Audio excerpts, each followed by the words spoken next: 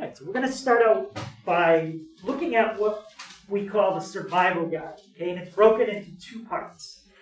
The survival guide is basically a review of a lot of different things you've already done, but that are going to come up throughout the year.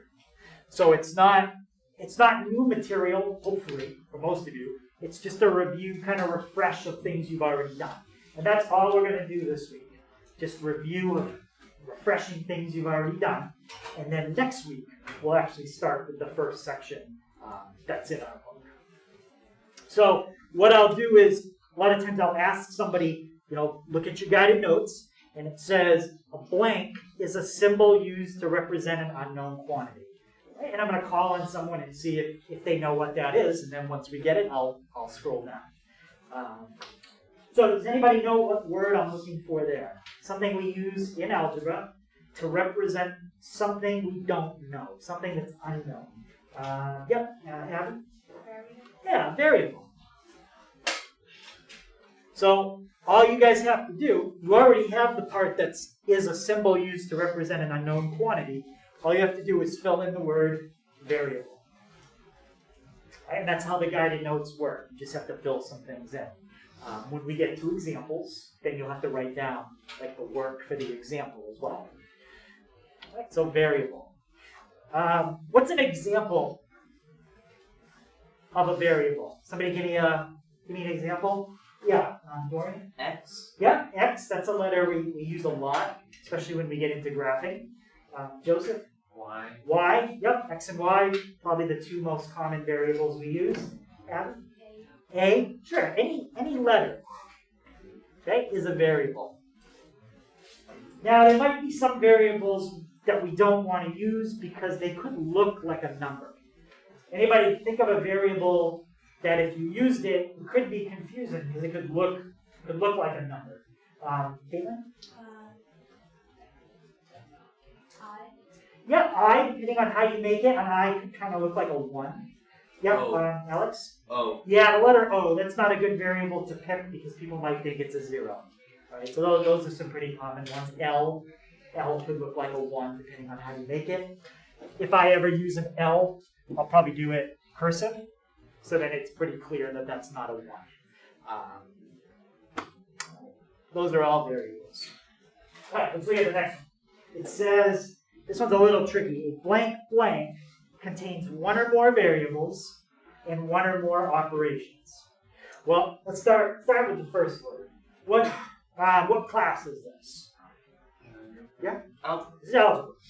So when we write something down that has a variable in it, that's called an algebraic expression. An algebraic expression. So it's a little bit more than just a variable. Okay? It's a variable, but it also has an operation in it. And there's four basic operations that we use in math.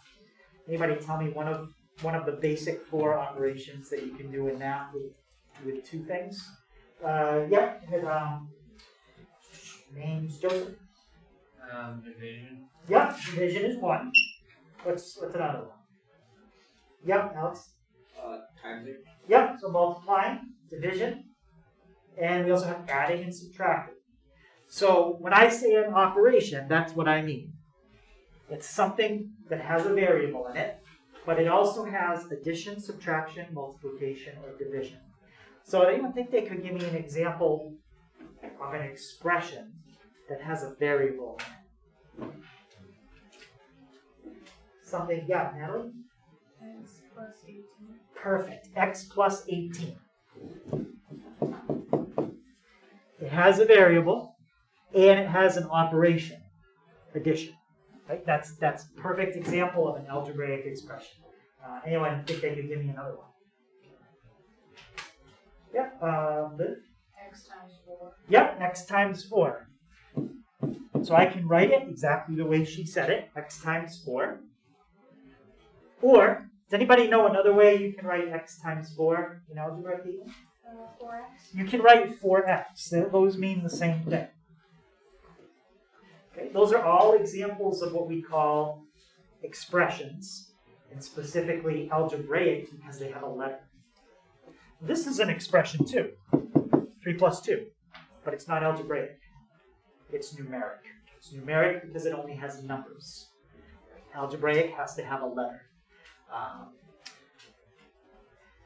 And notice nobody gave me an example with this, but it could be one or more, right? It could have had more than one. So we could say like x plus y. That's an algebraic expression. It contains one or more variables, in this case 2, and it has an operation, addition. So that's another example of an algebraic expression. How about this one? I'm just going to write it a little bigger so you can see it. What operation do we have there? Well, actually, we have 2 operations. One of them we haven't really talked about too much. Yep. Exponents. We have an exponent. So that's definitely an operation. That's squaring something. And what other operation? Yep. Multiplication. We also have multiplication. If you want to imagine, there's like an invisible dot right there. So we have 2 operations, multiplication and an exponent. So it has an operation, has a variable, that's an algebraic expression. Here's another one, 5 plus y. It's kind of like the ones we did. Here's another one, 8x minus 3y. That has a lot of operations in it. It's got some multiplication, subtraction, and then more multiplication. All right, so sometimes an algebraic expression gets a little more complicated. But any questions on that? All right. So a lot of times what we have to do in algebra is we take an algebraic expression, like say x plus 18, we put an equal sign, and then we put a number on the other side, okay? Like the number 4. Now that's something we can solve. Right? You can't solve an algebraic expression by itself. Like if I just said to you, solve x plus y, you can't. You have to put an equal sign in there to make it solvable. Right? And we'll talk about what that's called when you put an equal sign in a little bit. Look at the next one. 2, okay. So the next one says 2, and then there's 3 blanks. You replace each variable with a number. Does anybody know what that's called? When you take a number and plug it in for a variable. It's a word that begins with an E. So when you take a number and you plug it in for the variable. Yeah? So not distributive. We're going to talk about distributive property. I don't think we're going to talk about it today. But that's a property that's going to come up a lot this year. Anyone have another guess? Begins with an E, letter E. Yep. Evaluation. Yep, it's called evaluate. So anytime that you're asked to evaluate something, that means they want a number. So if the test says evaluate the following, the answer I'm looking for is a number. And you guys already have this part down below. You replace each variable with a number and then find the value. So we're going to try an example right now of an evaluate. So on those 3 blanks, you can write evaluate an expression. And then right below that, you should see something that says example 1. So you can copy down the example, and we're going to do it. All right, so it says evaluate 2xy for x equals 4 and y equals 3.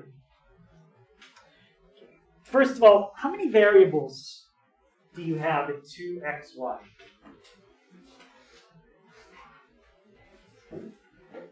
How many? Someone said it. 2. Yeah, we have two variables. So what our job is to take the information that they give you and fill that information in for the variable. Okay. So first thing I see is a 2. When I'm evaluating, I don't have to change the 2. It's already a number, so we're just going to leave it. The next thing I have is an x. What are they telling me to plug in for x? What number? 4. 4. Now, you want to be careful how you write it. If I write it like that, what does that look like? Looks like 24. Somebody looking at that would have no idea that that's supposed to be 2 times 4. So what can I do there to make it clear that it's 2 times 4 and not the number 24? Alex? Make the 2 smaller. Make the 2 smaller? Yeah, put it on the other side. Put it on the other side of the 4, like this? Like smaller. I'm not sure what you mean, like that? No. You have another idea what we could try? Yep. Yeah, there's 2 ways you can do it. One is put the 4 in parentheses. Now people know, okay, that's 2 times 4. Or what else could you have done to show that that meant multiplication? How about Megan? Put a dot. Yeah, you could have put a dot between them. Either way is fine. The only time I don't like to use the dot is if I have a number with a decimal. Then it starts looking confusing. Like if you said 1.5 times 3. To me, that looks confusing. Right? If I had to do 1.5 times 3, I think it looks clearer to me. It looks clearer that way. Right? But other than having a decimal in your number, I think a dot is fine. All right. So we've got 2 times 4, and now it says y. Caleb, what number am I going to plug in for y? Y, 3. 3. So I'm going to put a 3. Do I need to put parentheses around the 3 to make it clear that that's multiplication? No, not really. I mean, I could. You wouldn't be wrong if you did, but that's perfectly fine. And now it does say evaluate, so that means they want to know the actual answer. So we have to do it out. So Abby, what's 2 times 4? 8. 8. So we'll start with that. I'm still going to put parentheses there because I'm still multiplying by the 3. If you don't put parentheses, it's going to look like 83, and that's not what we want. And Brady, how about 8 times 3?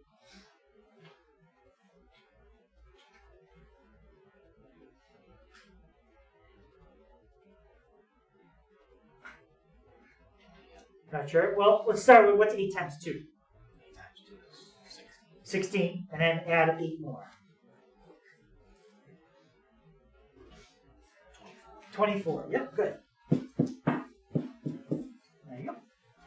So that's how you would evaluate. Any questions on what it means to evaluate an expression? That's what you just did.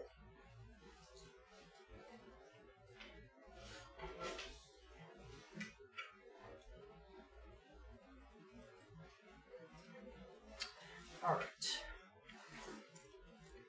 So next thing we're going to look at is this table. So a lot of times what we're going to have to do is we're going to have to take something that's written, say, with a math symbol, like a plus sign or something like that, and translate it into words. So can somebody tell me what does this say if you were to pronounce it? What's one way you could read that to me? Yep. 1, 2, 8. Or the entire thing. Yeah, the entire thing. X plus 28. Yeah, so she used the word plus. Plus is one word that you will see that means to add 2 things together. So plus, very important. And we're gonna write these down in a second. So we got plus. What's another word that would mean to do that operation besides plus? Yeah? Add. So plus, add. Does anybody know what you call it when you add 2 things together, what that answer is? Like 5 plus 2 is 7. So we'd say 7 is the sum. So sum plus add. Let's see, I think we got most of them. So we've got the sum of x and 28 plus, I think that's the first one that we said, add. Another one, we didn't say this one, but increased. Increase means to add. Like if I said to you, you got an 80 on the test. If you do the extra credit, I will increase your score by 5 points. So that means I would give you an 85. I would add 5 points. Right? So increased can mean add, and more than. An example of that is if I said, let's see, I have $20. Megan has $2 more than me. So how would you figure out how much money she has? I have 20. She has 2 more than that. Well, you add 2 to 20. She has 22. So more than can also mean to add. Right? So all different ways of saying add. Now, if you look at those, you can kind of find the opposite of them, and those ones would mean subtract. So what's one way we could say subtraction? Yeah? Minus. Minus. So we could say minus. What's another key word you might see that means to subtract? Joseph? Less than. Yep, less than. Decrease. Decreased. That's another one. And how about the one that's the opposite of sum? When you subtract two things, that's called a... No? Yep, Caleb? Different. The difference. Yep. Exactly. So we said minus. Caleb just said difference. I don't know if anyone actually said subtracted. Maybe we did. I'm not sure. But one thing that gets a little tricky with subtraction is that when you subtract two things, the order is important. And if you're not sure why, think of this. Just take two numbers. If you do 5 minus 3 and then do 3 minus 5, do you get the same thing? No. No. You don't get the same thing. So when we do subtraction, we have to be a little bit careful when you use this word. Everything else written there is pretty much the order you would write it in. 42 minus x. You see the 42 first, then you see the minus, then you see the x. The difference of 42 and x. Right? The 42 comes first, the x comes after it. But look at this one. 42 decreased by x.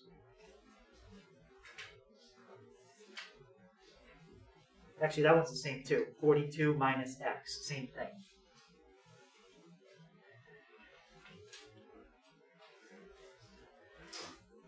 For this one, I just have to fix where that's pointing. That should actually be pointing right there. Sorry about that. Look at that one. The x is first.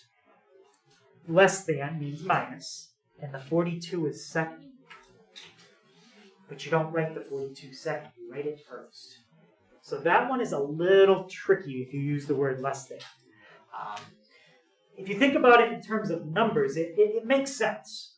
Right? Like if I said to you, what is 2 less than 10? What's 2 less than 10? What would you tell me? What number is 2 less than 10? Yeah? 8. And how would you figure that out if you wanted to type it in on a calculator? 10 minus 2. 10 minus 2. See the order he said? The 10 comes first, the 2 comes second. But that's not how it was written up here. So when you use less than, you just have to remember this. Okay? It gets two numbers when you write it. Like if you're going to punch it in on a calculator, those numbers get flipped. That's one of the only ones that's a little tricky. The other ones aren't really that tricky. Any questions on that? How about this one? 16 with an X next to it. What's some words you could see there that we need to do that? Yeah, Caleb? 16 multiplied by x. Yep, multiplied by. That's a good one. Brady? 16 times x. Times. So multiplied by times. Anyone think of anything else? How about along the lines of like sum and difference? What is it called when you multiply two numbers? That's the product. I think we got most of them. Yeah, we got all of them. Times, multiplied by, and product. And notice there's nothing tricky about it. The 16 is first, and the x comes after it. And that's how it is in all of them. 16 first, and the x comes after it. So nothing tricky with wording there.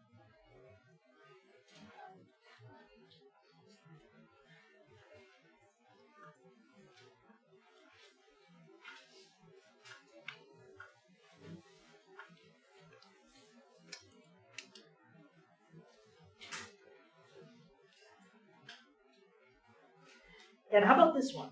18 with a line and then an X. What operation is that? Caleb? Division. Yep, so division. That's one way you could see it. Anyone think of another word? Think of what's it called when you divide two numbers? It's not a sum, it's not a difference, it's not a product. Yep. The quotient. It's the quotient. And actually, those are the only two. So divided by and quotient. Okay, so the important thing about this table is I'm just trying to get you to see, when you see certain words, what that word means in math.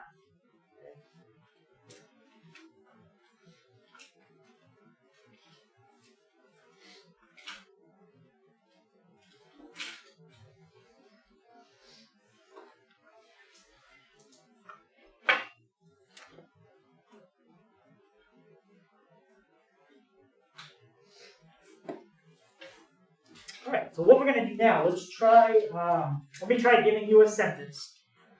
Like I'll give you something like on the right, and I want to see if you can change it to what would be on the left. They change it to an algebraic expression. So here's the first one. The cost of p pounds of, that's important right there, the word of, and if you scroll back up, you'll see the word of listed somewhere. P pounds of tomatoes at 79 cents per pound.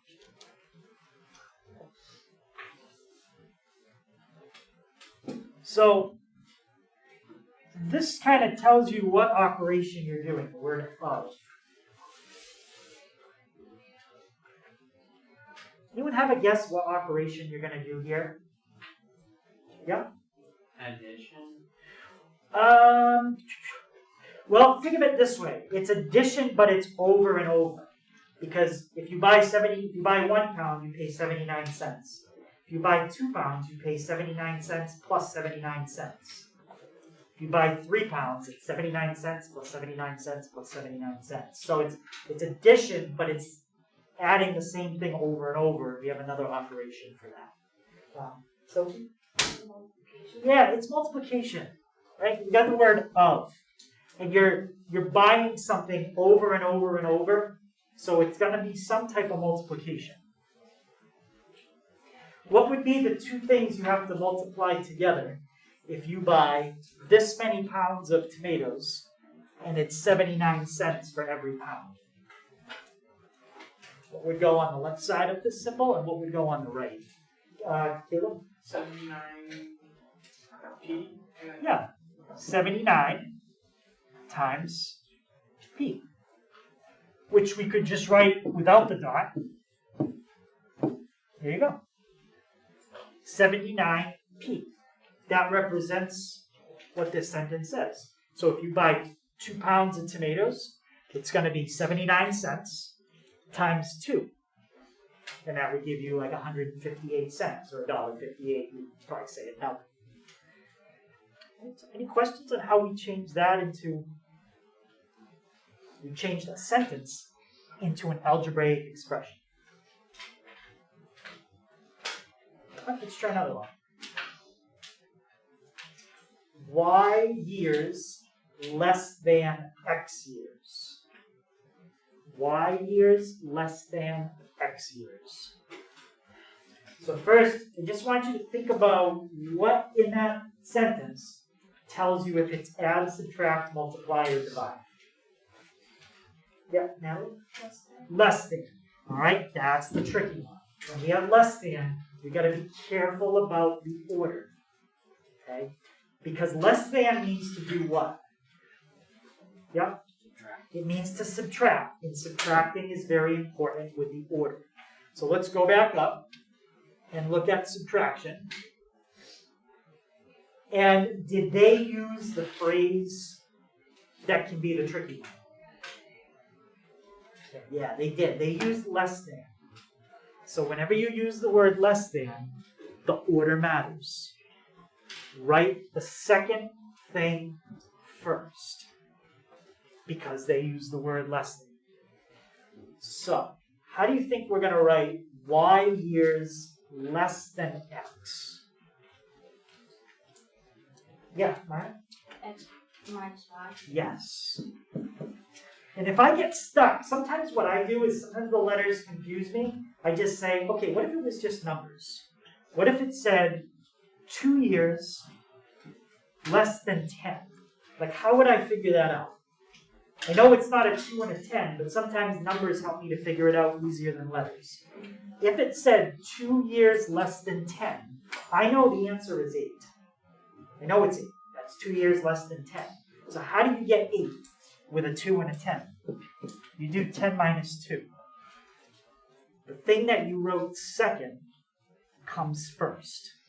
The thing that you wrote second has to come first. Right? So that's sometimes how I figure it out if I get stuck. Any question on that one? It's probably the trickiest one. If you write y minus x, that wouldn't be right. That would be backwards in this case. Any other phrase, if they use like subtracted, do it in the same order.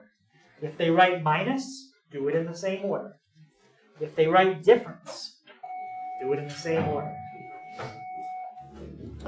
So that's the end of period 3. So you guys just stay here. Let's try, I think I got one more of those. X increased by 14.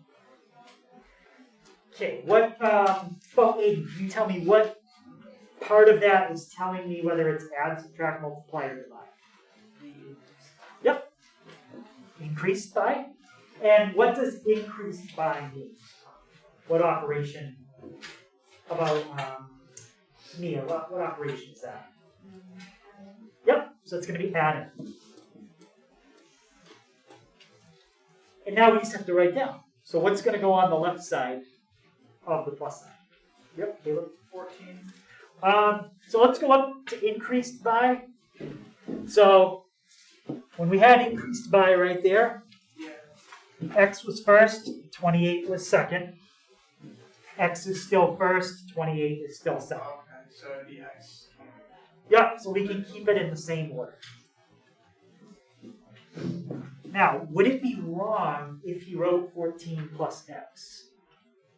I mean, it doesn't follow the pattern in the table, the way I showed you to do it. But would it necessarily be wrong? No, it wouldn't be wrong. Because think of adding. 1 plus 2, 2 plus 1. Same thing. So technically you could do it in a different order. I'm just going to stick with the order in the table so if people look back at it, they don't get confused. All right. Any questions on that?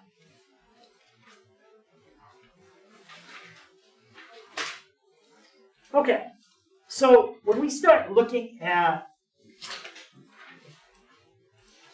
doing arithmetic, there's a certain order that we have to follow to make sure we do it right. Let me show you what happens if we don't use an order and we just do it randomly any way we want. Let's say you had 3 times 4 plus 2. The correct way to do it is 3 times 4 is 12. 12 plus 2 is 14. That's correct. Here's the wrong one. Let's do 4 plus 2 first. What's 4 plus 2? 6. 6. What's 3 times 6? 18. We didn't get the same thing. That's wrong. Alright, so that's why we have to have an order that we all agree on. It could have been any order that we wanted, but way back at some point, somebody decided this is the order we're going to use, so now everybody does it the same way. Right? It's kind of like left and right. You know, why is the windows left and why is the door right? Why do each of those words mean what they mean? I don't know. Somebody decided at some point that's what they were going to mean, and now we all have to agree that that's the same thing. So when somebody says left or right, you know which way you're talking about. Well, same thing with adding and subtracting numbers. You got to do it in the correct order. And does anybody know? It's called an acronym where each letter stands for a word. Anyone know the acronym I'm thinking of yet? PEMDAS, which is please excuse my dear Aunt Sally. Yeah, so different ways you can remember it. But that, in general, is the order that you do arithmetic in. Very different, or a little bit different, than the order you solve an equation in. Okay, that's PEMDAS isn't algebra. PEMDAS is basic arithmetic. So when we get to solving equations, I'll talk a little bit about how that's different than PEMDAS. Okay, but for now, we're just going to look at PEMDAS. And you guys have a line I think you can fill in. I got all the letters filled in for you here, and then we'll write down what they each mean. Scan your ID first. Okay, so PEMDAS. What does the P stand for in PEMDAS? Yeah, Maya? Parentheses. Yeah, parentheses.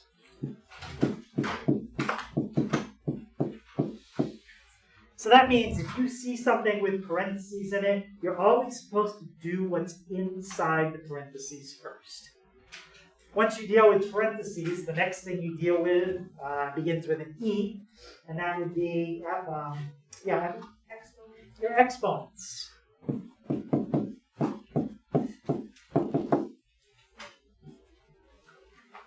Okay, so exponents, we saw an example of that earlier when you have a number that's up a little higher. So we deal with those. Okay, and we're going to try a couple examples, so don't worry. How about the M? Yep, Caitlin? Multiplication. Multiplication. And can you tell me the division? Oh, I'm sorry. Never mind. I'll do that one. So multiplication.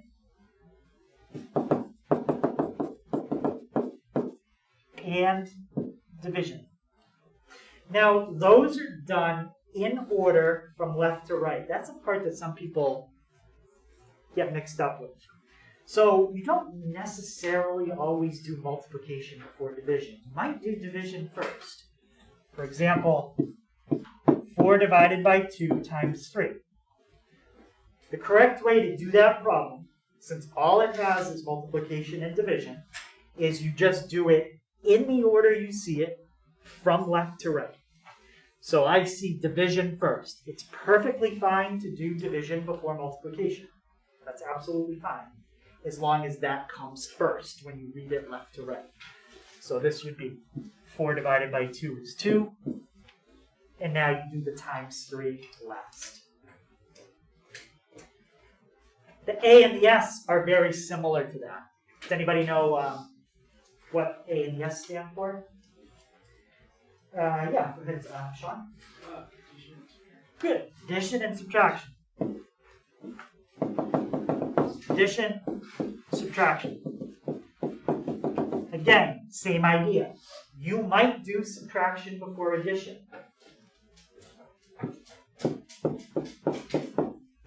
There's an example where you would do the subtraction first. You always do addition and subtraction in order from left to right.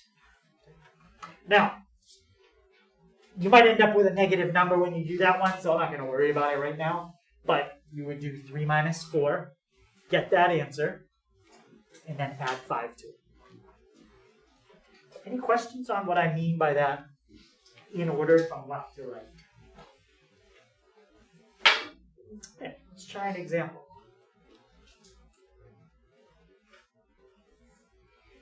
This particular one that says simplified doesn't have any letters in it. So if it didn't have any letters in it when we started the problem, it's not going to have any letters in it when we finish the problem. We're just going to have a number.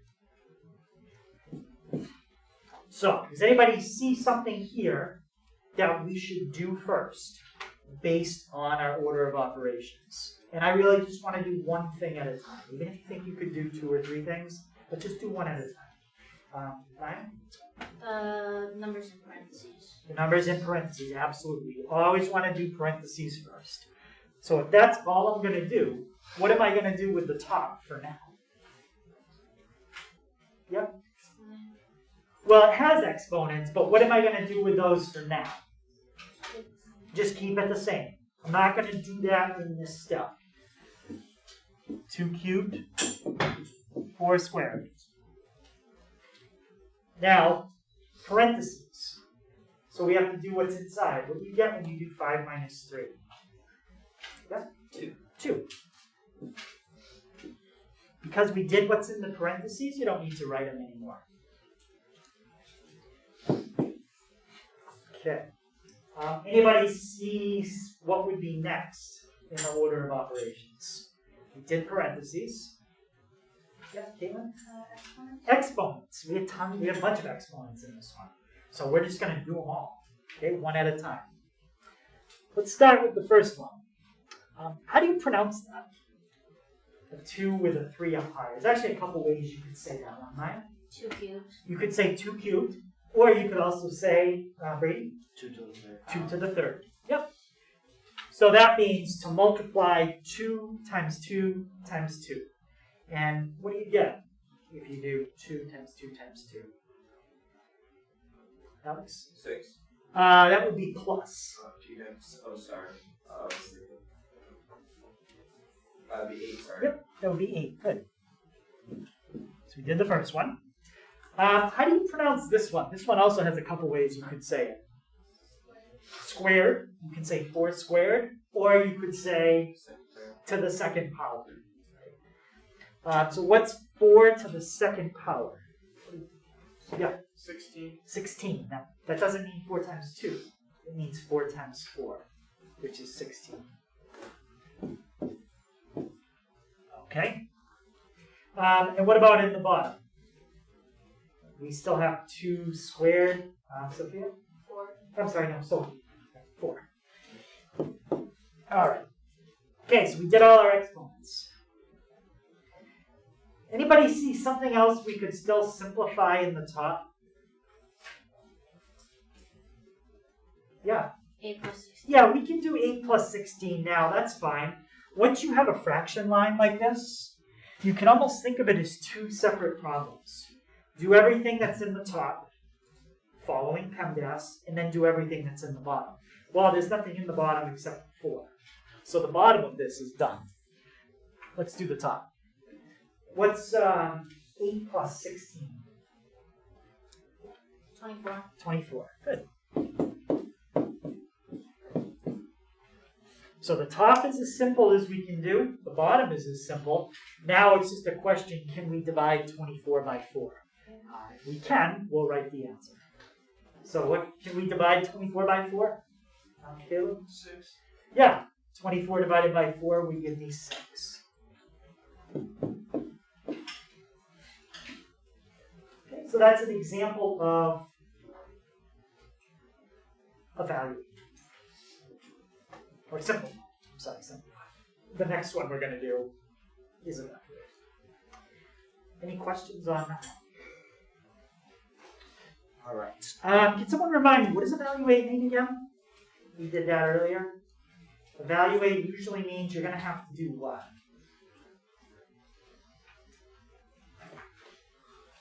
Yeah, look back at your notes if you don't remember. It's always a good idea. Yep, Natalie? We replace the variable with the number. Right, we're going to be replacing a variable with a number. So when I see evaluate here, I'm expecting to see some letters. And I'm also expecting them to tell me what to plug in for those letters. So here's the expression that they want you to evaluate. 3x squared minus 2x plus 1. And what are they telling me to plug in for x? They're telling me to plug in 4. Now here's the part that gets a little tricky. How many places do I have to plug in the 4? 2 places. The x appears twice. You need to fill it in everywhere. So what I always like to do when I plug in is put it in parentheses. That will eliminate any confusion about whether it's like 2 times 4 or the number 24. Okay, we don't want to have that. So 3. I'm just going to leave a blank because I know I'm going to change the x. Minus 2. And then I'm going to leave another blank because I know I have to fill something in. And then a plus 1. And what did we just say we're going to fill in for both of those x's? We're going to fill in the number... Yep, good. We're going to fill in the number 4. Now that we did the part where we plug in the number, it's just like a problem like we had up above. It's all numbers now. So we just follow order of operations. All right, just going to move that up a little bit so I have a little space. Okay, what's the first thing that you think I should do in this case?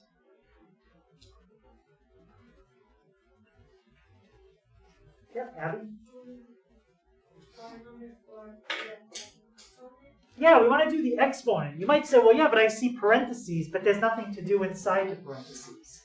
Parentheses is just a number in there. So how are you going to simplify a 4? It's already just a 4.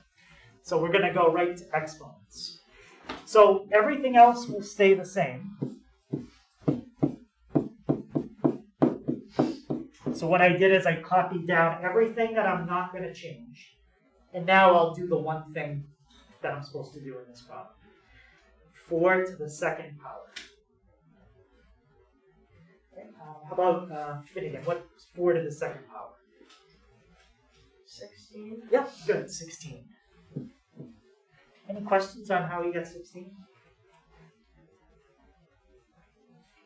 All right. Emily, what would be my next thing after exponents? Yep. Do you see any multiplication in this problem? Yeah, actually we have a couple of spots with multiplication. How about Aiden? What's the first multiplication that I'm going to do? 3 times what? Is that 16? 16. 16. Yep. So we're going to do 3 times 16. Again, you guys will have a calculator if you're not sure, so you'll just be able to type it in. It gives me 48. So 48 minus, how about Liv? What's 2 times 4? 8. And then a plus 1. So we did the multiplication. I don't see any division there, so we don't have to worry about that. So what's the next thing that I would do? Yeah? Addition. Or what? Depends left to right which one comes first. Either addition or... Could be either addition or subtraction. We just look and see which one comes first. Which one comes first? Yeah, so let's do the subtraction first. What's 48 minus 8? 40. 40? And now add 1 to it. 41. Good. There's your answer. 41.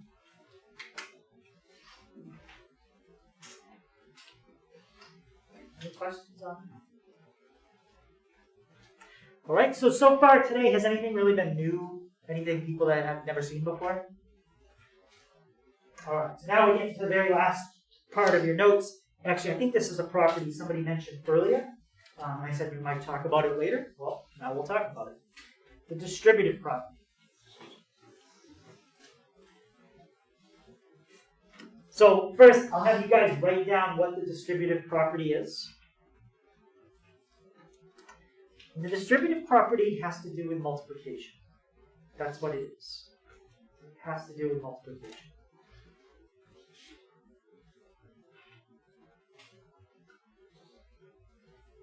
The other way you know that it's a distributive property, you usually see parentheses.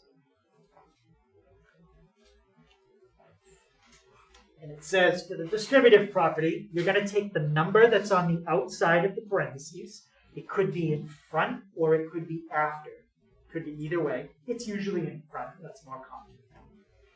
And you multiply that number to each thing inside the parentheses.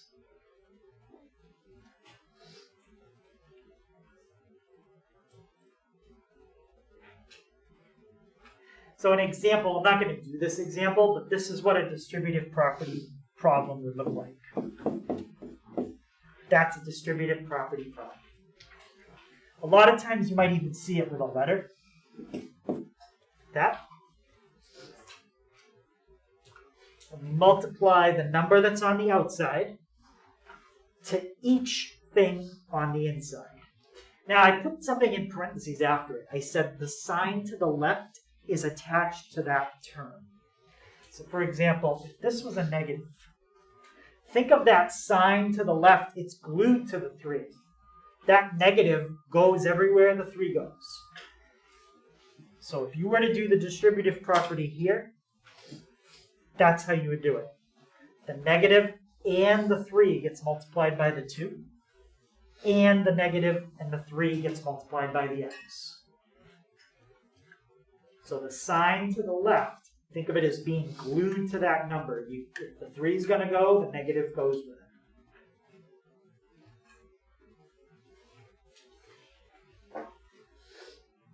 All right, so let's try this one.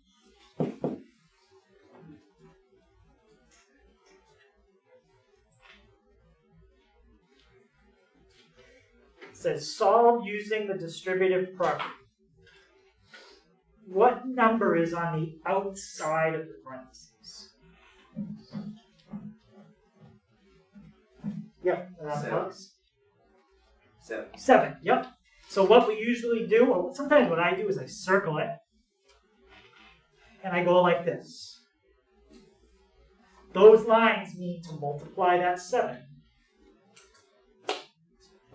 Multiply by each number inside.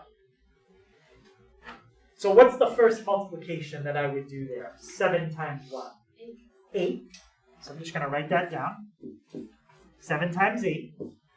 The plus sign just gets copied down because you had a plus sign originally, so we put the plus sign right there. So 7 times 8 plus, what's the next thing we're going to do? Yeah, Abigail? Or Abby? 7 times 5. 7 times 5. That's what the distributive property needs to do. And you might think, well, shouldn't I have just done 8 plus 5 first, because that's in parentheses?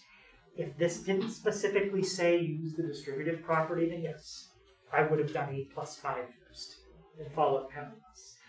But this basically said, don't do pendulums. Use the distributive property. They wanted me to do it a different way, so I'll do it that way.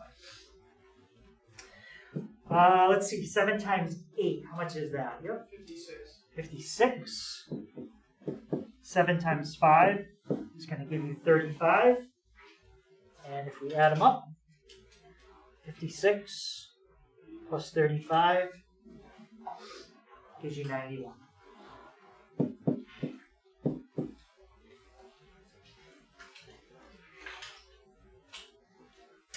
Any question on that idea of distributive property?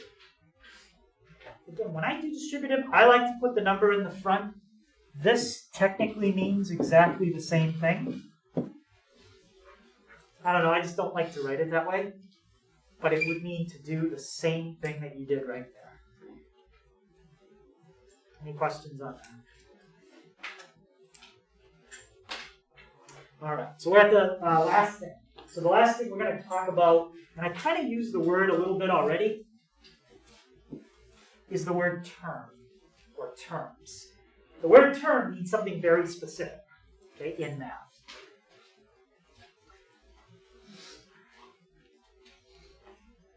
So look at what we have right here. think, do you guys already have that printed on your paper? Okay, so you don't have to write that. 7x plus 13xy plus 18. When you see addition or subtraction signs, that kind of breaks things up. Like this would be the first one, the second one, and that's the third one. Now, when I say the first one, the second one, and the third one, does anybody know what I actually mean? This is the first one in this expression. It's the first, this 7x. Yeah? Equation. So when we talk about equation, we're going to have to see an equal sign in there. So once we throw equal signs in, then we have equations. It begins with a T. Term. Yep. 7x is the first term. So on the blank, it says the parts of an expression connected by addition and subtraction signs are called, and you can fill in the word terms. First term, second term, third term. Terms are only separated by addition and subtraction signs. So let's see if I did this. How many terms do I have there? Caleb? Do you see an addition or subtraction sign? Yeah. Then it's separating. That's 2. 3 is the first term. X is the second. How about this? 3 times x times y.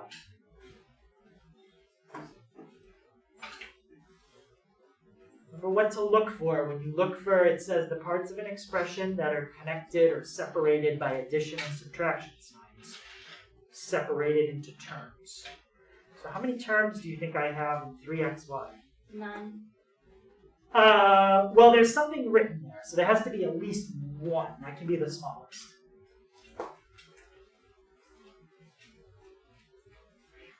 Yep. 3.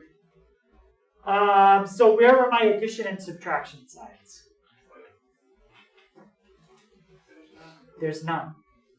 So how many terms is that? 3xy. Yep. Just 1. Just one. That's one big term. And if I put more things, like multiplied like this, that's still one big term. Terms are separated by addition and subtraction signs. If you don't have any addition and subtraction signs, you don't have any terms. So if we look back at like, how about this one? How many terms right there? Yeah? 2. How about this one? How many terms there? How many? Just 1. There's no addition or subtraction signs. How about this one? X plus 14. Yep. 2. So think of like wherever you have a plus or a minus sign, think of like you could build a wall there. And think of how many pieces you would have left. You'd have something on the left, something on the right. So addition and subtraction signs separate something into terms. What's the difference between this term and that term? They're very different. Like I would say, if I looked up at this one, this term and that term are pretty much kind of the same type of thing. An 8 and a 5. But this is a 3 and an x. What's the difference between them? Yeah? One's a number and one's a variable. Yeah, one's a number and one's a variable. Well, we already have a name for that. Maya had already said it. It's a variable. The name for a number is, yes, it's a term, but it's called a constant term, or just a constant.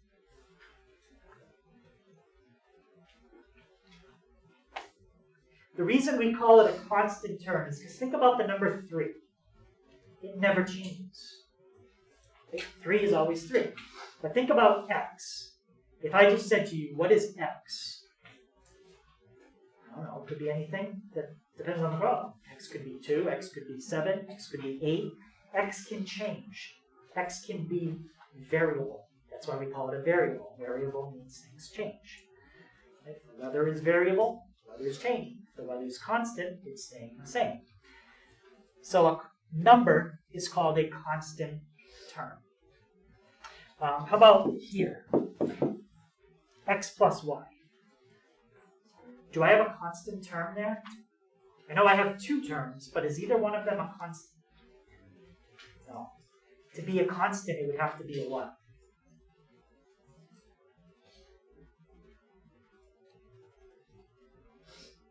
How do we know if something's a constant?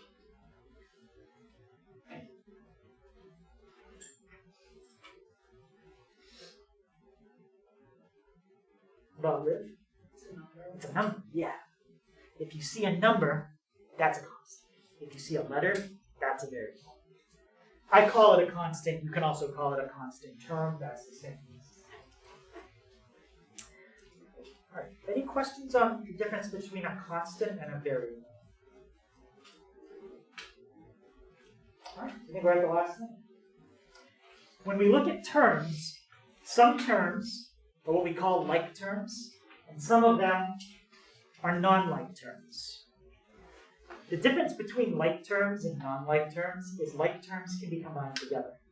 Unlike terms cannot.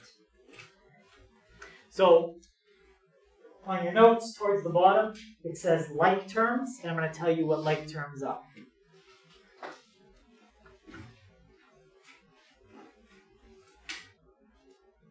So a like term is a term that has a number, and it has the same variable with the same exponent attached to it.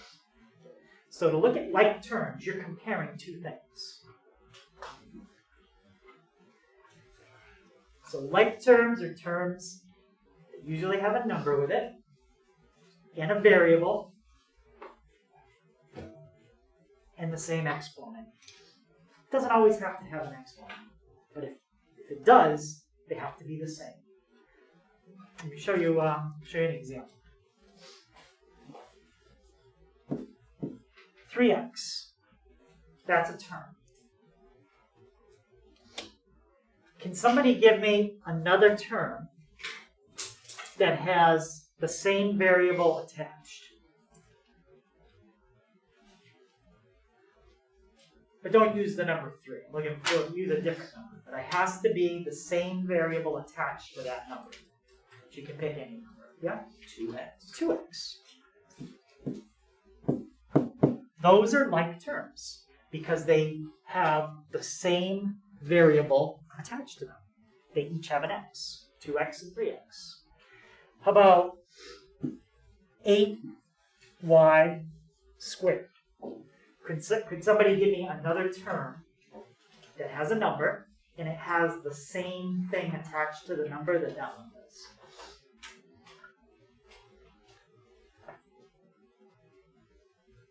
Yeah, Caleb? 16y squared. Perfect. 16y squared.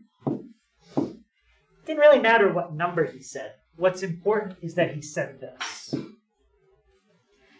Has the same letter, y and y, and same variable, 2 and 2. So those are called like terms. I guess you can write those examples down right here, and then I'll just do one more.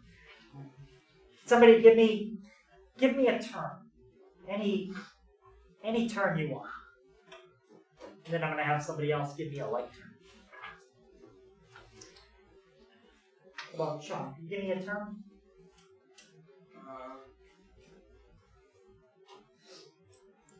Any term you want. It just has to have a variable attached to it. You can pick any variable. You can give the variable an exponent, or you don't have to. 6x. Okay. Can somebody give me another term that would be called a like term with 6x? Yep. Like term? Yeah.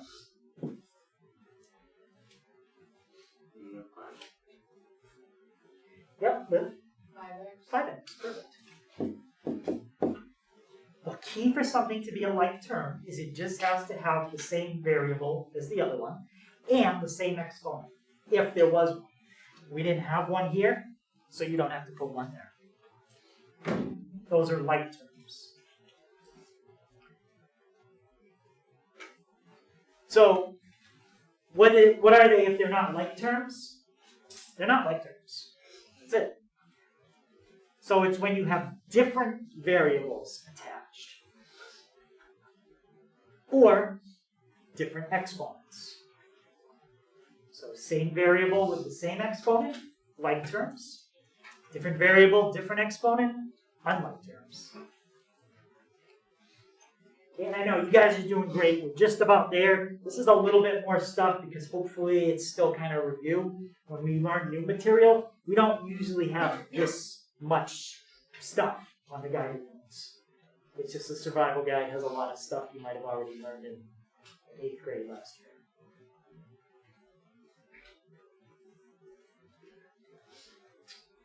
Alright, how about, Annika, can you give me a term? Any term you want.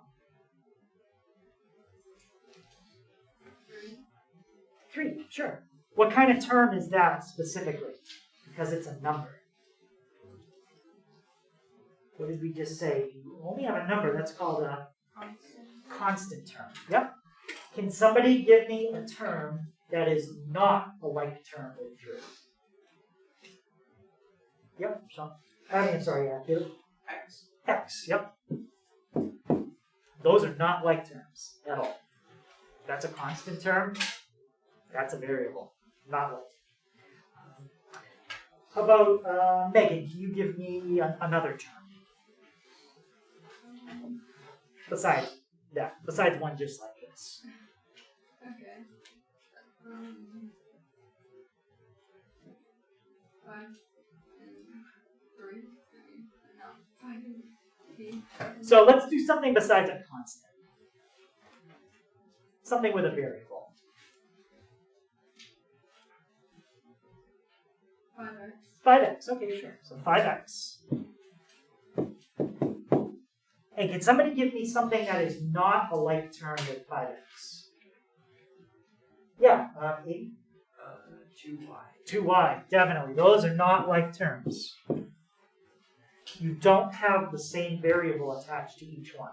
Those are unlike terms. How about this?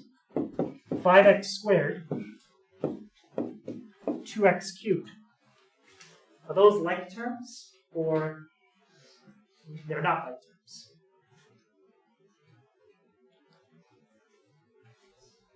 How about Micah, what do you think? For 5x squared and 2x cubed. Not Why? They both have an x. oh, So you think they are like terms? Changing your mind? Alright, anyone else have a thought? Maya? X squared and x cubed are not the same. Not the so- same, yeah. Remember, to be like terms, they have to have the same variable. But they also have to have the same exponent. Those have the same variable, but one has an exponent of 2, one has an exponent of 3. These are not like terms. Questions on that? How about this one? This is a little tricky.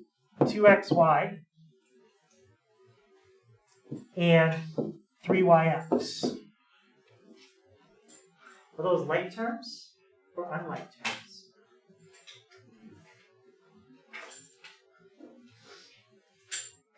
Yep. Non-like terms because the x and y are in different order. So when you read the description of like terms, does it say anything about the order the variables in?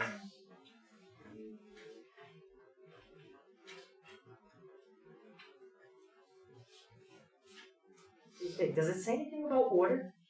No. All it says is they have the same variables. If they're in a different order, who cares? The definition didn't say anything about order. So these would actually belong up here. Those are like terms. 2xy and 3yx. The 2 has an x, the 3 has an x. The 2 has a y with it, the 3 has a y with it. and there's no exponents on any of them. So all the exponents are the same, because there aren't any, and they have the same letters. So you gotta be a little careful if you see something out of order like that. Order is not mentioned at all when we talk about this.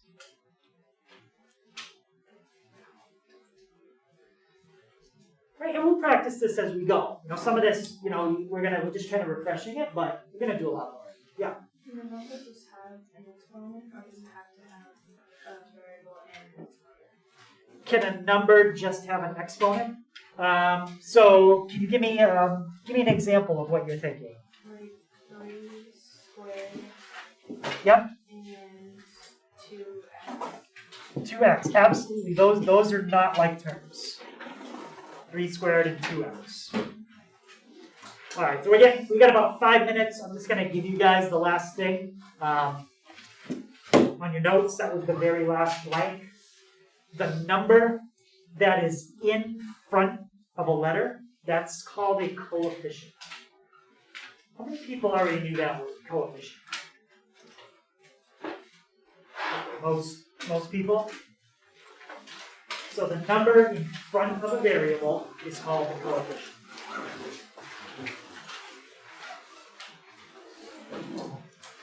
And when we get into adding and subtracting, we'll talk more about like terms.